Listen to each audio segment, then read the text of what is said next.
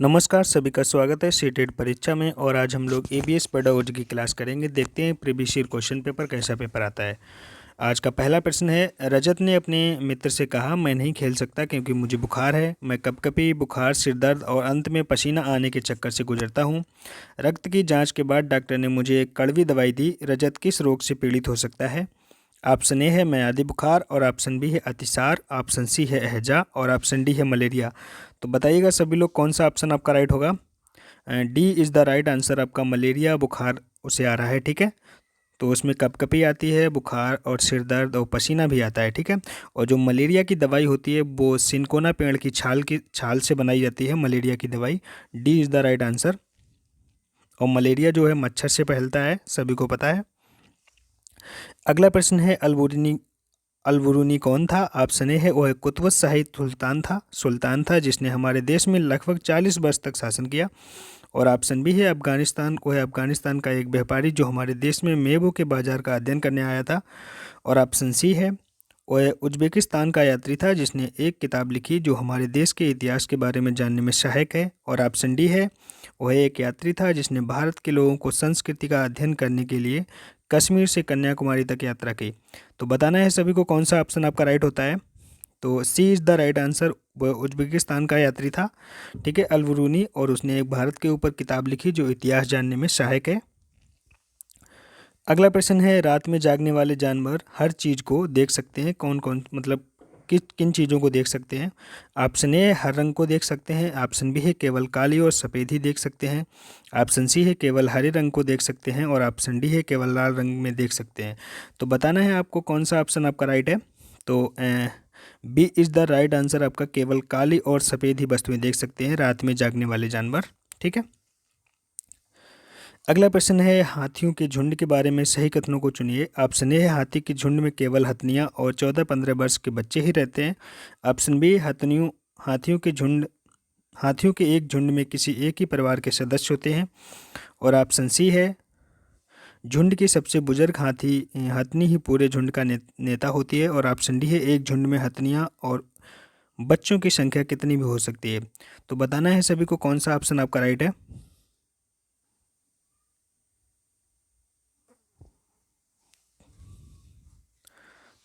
तो देखो आपका यहाँ पर ऑप्शन राइट होता है। देखो पहला ऑप्शन बिल्कुल ठीक है। बी पार्ट में हाथियों के किसी एक झुंड में किसी एक ही परिवार के सदस्य होते हैं, ऐसा बिल्कुल नहीं है। सी पार्ट बी राइट है और डी पार्ट बिल्कुल। तो ए और सी वाला आपको ढूंढना है। तो B is the right answer, A और सी वाला, ठीक है। अगला प्रश्न है, पंखुड़ियों के अंदर फूल के बीच में कुछ पतली पाउडर जैसी संरचनाएं दिखाई देती हैं जिन्हें क्या कहते हैं? ऑप्शन ए है परागकोश, ऑप्शन बी है पराग, और ऑप्शन सी है मूलांकुर, और ऑप्शन डी है वर्तिकाग्र। तो बताना है सभी को कौन सा ऑप्शन आपका राइट है। तो यहाँ पर आपका B is the right answer, पराग कहते हैं उसे, ठीक है। B is the right part.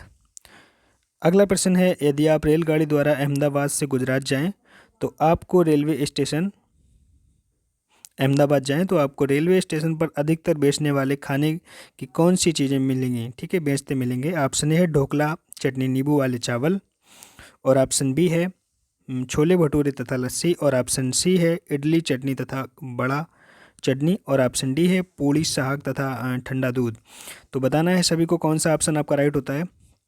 तो A part is the right answer. जब भी आप अहमदाबाद गुजरात जाएंगे तो ढोकला चटनी और नींबू वाले चावल वहाँ का प्रसिद्ध खाना है। तो A is the right answer. अगला प्रश्न है, पक्षी अपनी गर्दन बहुत अधिक हिलाते हैं, इसका कारण क्या होता है? ऑप्शन ए है उड़ सकते हैं, ऑप्शन बी है पक्षियों की आंखों की पुतली घूम नहीं सकती, और ऑप्शन सी है पक्षियों की आंखें छोटी होती हैं, और ऑप्शन डी है उनके कान पंखों से ढके होते हैं।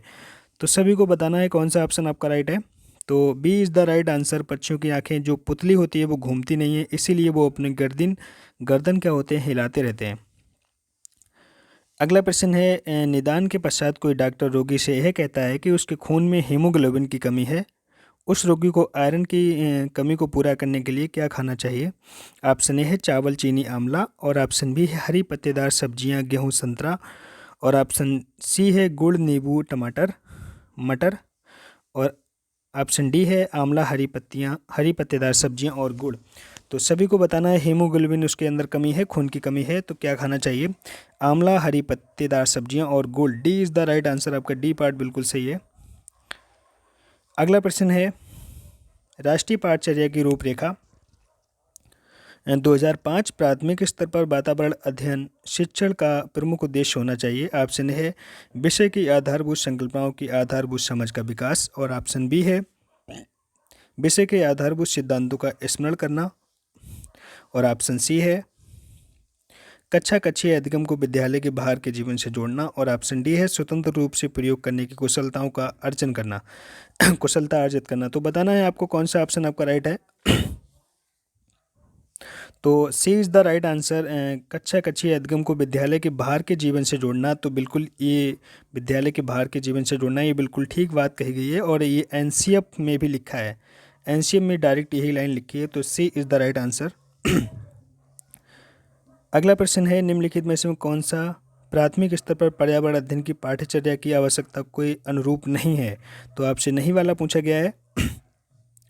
ऑप्शन है उसे काम की दुनिया में प्रवेश करने के लिए शिक्षकों को ज्ञान एवं कौशल से लैस करना चाहिए, और ऑप्शन बी है उसे विद्यार्थियों में पर्यावरण के सरोकार को उत्पन्न करना चाहिए, और ऑप्शन सी है उसे शिक्षार्थियों को उन पद्धतियों और प्रक्रियाओं को अर्जित करने में शामिल रखना चाहिए जो नए ज्ञान को उत्पन्न करने में आगे ले जाएं, और ऑप्शन डी है उसे शिक्षार्थियों के मानसिक स्तर के अनुकूलन होना चाहिए। तो बताना है आपको कौन सा ऑप्शन आपका राइट है।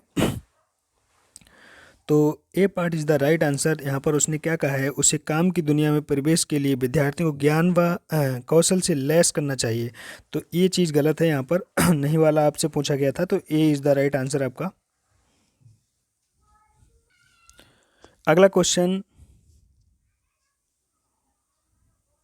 एनसीईआरटी की पाठ्य पुस्तकों में पर्यावरण अध्ययन को उचित प्राथमिकता और स्थान दिया गया है। ऑप्शन ए है विषय की आधारभूत संकल्पनाओं की व्याख्या करने के लिए, और ऑप्शन बी है चिंतन और विस्मय के लिए शिक्षार्थियों को अवसर उपलब्ध कराने के लिए, ऑप्शन सी है तकनीकी शब्दावली की सटीक परिभाषाएं उपलब्ध कराने के लिए, ऑप्शन डी है अधिक संख्या में अभ्यास प्रश्नों को शामिल करने के लिए। तो बताना है सभी को कौन सा ऑप्शन आपका राइट है।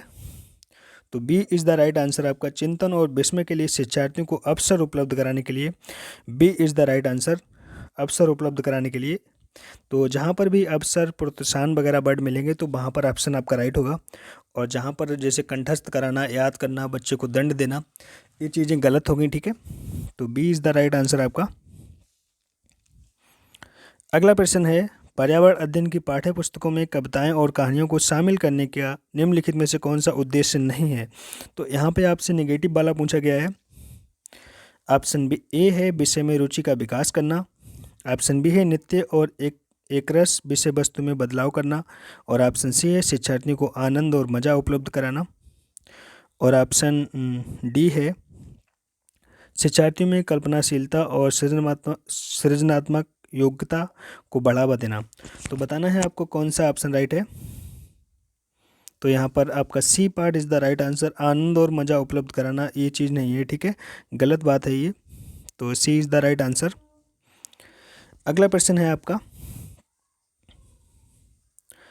पर्यावरण अध्ययन की एक अच्छी पाठचर्या को बच्चे के प्रति सही, जीवन के प्रति सही और विषय के प्रति सही होना चाहिए। पर्यावरण की निम्नलिखित विशेषताओं में कौन सी उपयुक्त आवश्यकता को पूरा नहीं करती? आपसे यहाँ पर भी नहीं वाला पूछा गया है। ऑप्शन ए भय और पूर्वाग्रहों से मुक्त होने के मूल्य को बढ़ावा देती है, और ऑप्शन बी है ए विषय को एक सामाजिक प्रक्रम के रूप में देखने के लिए शिक्षार्थियों हेतु आवश्यक है, और ऑप्शन सी है ए शिक्षण अधिगम प्रक्रिया का पर अधिक बल देती है, और ऑप्शन डी है ये शब्दावली और परिभाषाओं पर अधिक बल देती है। तो बताना है आपको कौन सा ऑप्शन आपका राइट है। तो यहाँ पर आपका डी पार्ट राइट है, क्योंकि नहीं वाला आपसे पूछा गया था, तो D is the right answer. ये शब्दावली और परिभाषाओं पर अधिक बल देती है, बल्कि ऐसा हमें नहीं करना चाहिए, परिभाषाओं और शब्दावली पर बल नहीं देंगे हम लोग। तो D is the right answer. अगला प्रश्न है नालिनी कक्षा 3 के शिक्षार्थियों को जानवर हमारे साथी प्रकरण से परिचित कराती है। प्रकरण को और अधिक रोचक तरीके से प्रस्तुत करने के लिए निम्नलिखित में से कौन सी युक्ति सर्वाधिक उपयुक्त होगी? ऑप्शन ए है विभिन्न जानवरों के चित्रों को प्रदर्शित करने वाले चार्ट का प्रयोग करना, ऑप्शन बी है विभिन्न जानवरों के लिए चित्रों को श्याम पट पर बनाना। और ऑप्शन सी है जानवरों तथा उनकी उपयोगिता पर आधारित फिल्म प्रदर्शित करना। और ऑप्शन डी है विद्यार्थियों को पाठ्यक्रम में जानवरों के लिए दिए गए चित्रों को देखने के लिए कहना। तो सभी को बताना है कौन सा आपका राइट ऑप्शन है। तो यहाँ पर आपका सी इज़ द राइट आंसर, जानवरों तथा उनकी उपयोगिता को आधारित फिल्म प्रदर्शित करना, ये बिल्कुल ठीक बात है, सी इज़ द राइट आंसर।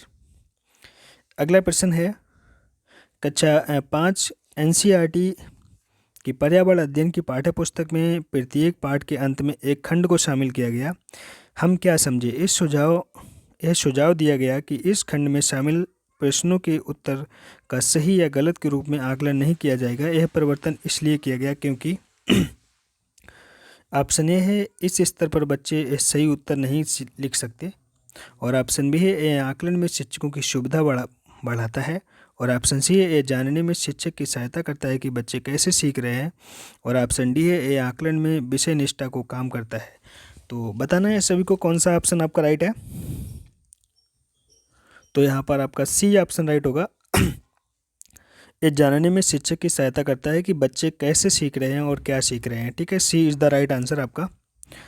तो मिलते हैं अगली वीडियो में, तब तक आप लोग देखते रहिए ज्ञान दर्पण चैनल। आप चैनल पे नए हो तो चैनल को सब्सक्राइब कर लो भाई लोग। और आप अगर वीडियो अच्छी लगे तो वीडियो को लाइक एंड शेयर ज़रूर कर देना प्लीज़। जय हिंद दोस्तों, मिलते हैं अगली वीडियो में।